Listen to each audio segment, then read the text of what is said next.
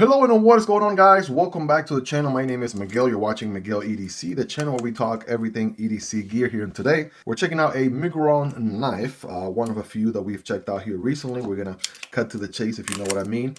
And doing the honors today, I got the Rivery Zero. This thing is super fidgety, utility blade made here in the good old US of A. Can't recommend it enough. Check out the upload on this one if you haven't already. And again, this knife and every other knife you've seen in this video will be linked in the description and pinned comments if you guys want to check out prices, availability, and variants. Those help out the channel when you use those links, but that's entirely up to you and at zero extra cost.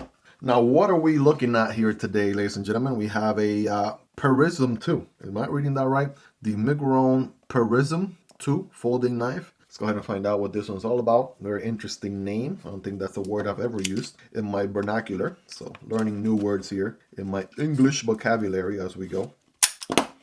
All right. Bam, boom, here we go. So we got a very straightforward packaging, wiping cloth, a Miguron sticker, boom, a Miguron handout as well. Check that out. And here's an idea of their lineup of knives. Now they also have titanium knives. I haven't had a chance to check those. I've been checking out more of their budget end of things. But yeah, they have the Valona, the Moyaro. All those are very popular for being really good bangers in the budget realm of EDC knives. But here we go. Let's see what the Perism is all about. So it's not spelled prism. It's spelled Perism. So P-E-R-I-S-M. So interesting. Let's go ahead and see. It does pass the quality check. That's good. That's a good sign right there. And here we go. Anyways, now that I got the light situation under control here, let's see, where was I? Yes, I'm absolutely a sucker, guys, for knives that really tuck their blade into the handle. Very elegant like this one, right? Kind of very flush, very sort of symmetrical design. Looking interesting here, to say the least. This one's going to be a back flipper only. It looks like no thumb studs. Here, we do have the Micron pivot right there, right? Gray G10 and also matching gray liners, right? These are prow liners. And we have a matching G10 backspacer, right? Looking very elegant. We do have a steel pocket clip. Some models have titanium pocket clips with Miguron, not this one. And it is not reversible, but it is deep carry. Right, check out the pocket clip there. Pretty deep carry there for the most part. Now, let's go ahead and get this thing deployed here, shall we? If you're ready, I'm ready. Bam. All right, man. We have a very sort of narrow, not too tall drop point blade. Looking very elegant, if you ask me. I also like the bead blasted, I want to say more like a gray coat that they put on this blade here. Check out the billboarding department. There's zero billboarding on this side, zero billboarding on this side. Gotta love that. So much so, I have no idea what steel this is. Future me, double check the steel on this bad boy, because I have no ideas what the steel is. And I'm checking the box here, and it doesn't necessarily say. So we do have a flat grind here, right, with the pokey tip, drop point, beautiful switch there at the top. There's gonna be a liner lock, so let's see here, very easy to disengage. Check out the lockup right there. That's about like a 35% lockup. There's your D10 ball. And again, we do have good access from the show side, even a little bit of a chamfer on the liner lock itself. Very nice and easy to disengage and push out of the way here. All right, very nicely. Is it going to be a drop shot? Is it going to be a guillotine? It's a little bit of a shake shutter, right? So you got to just break it in a little bit of a shake shutter. I want to say, yeah, this guy is absolutely on ball bearings, and it just needs a little bit of breaking in, but loving the acoustics already, right? I don't know about you guys, but acoustics sound really good if you sign me up for that. Very nice. Now, we do have the flipper as deployment only. You can deploy with thumb or reverse flick. I typically like knives that have multiple deployment options. That's just the fidget monster inside of me, but that does not take away from obviously the functionality. It does have good jimping on the flipper tab. We can light switch it all day. And let's see, can we push button it? The answer is yes. Can we fail it? There we go. If you don't put any effort and you purposefully try to fail it, then the answer is yes, you can fail it. But as long as you put, half the effort into it, you should be okay.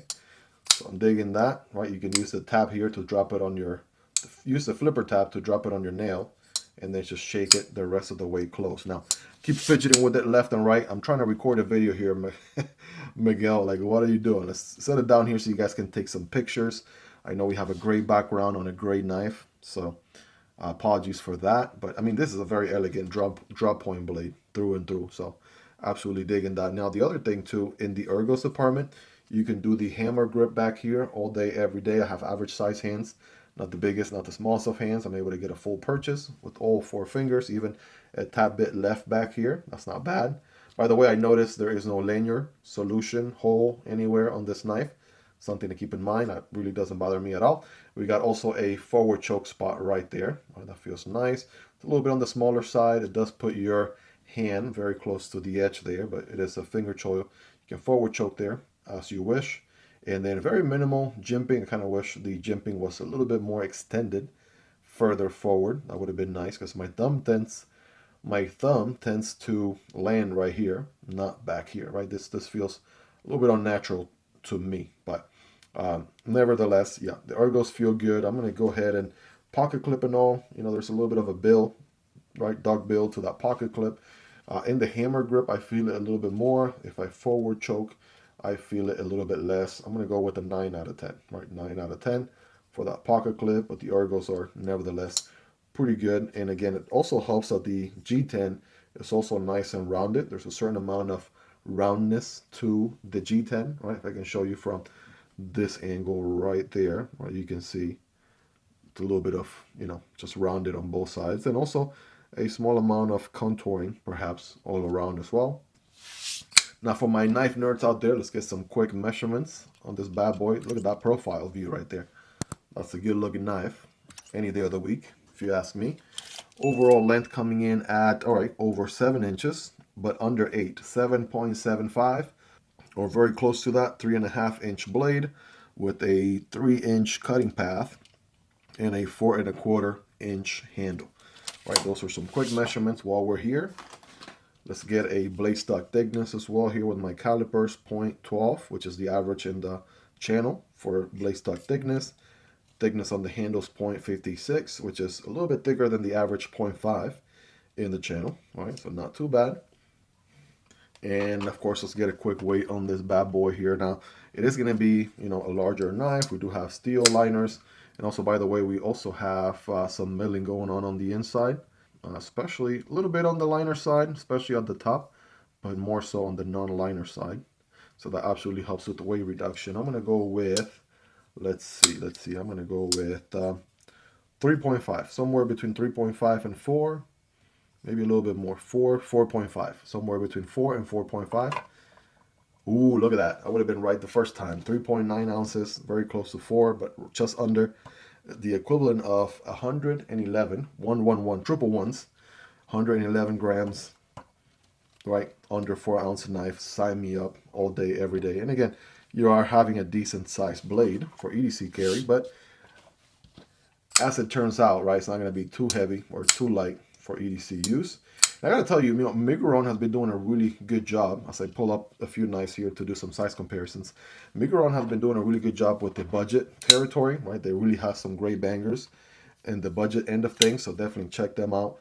Not just this model, but other models. I'll have links below so you guys can check out different variants. But here's the MSI. This is a stitch from Microtech. Obviously, those are going to be a little bit of larger knives, and they're both rocking Lex custom scales.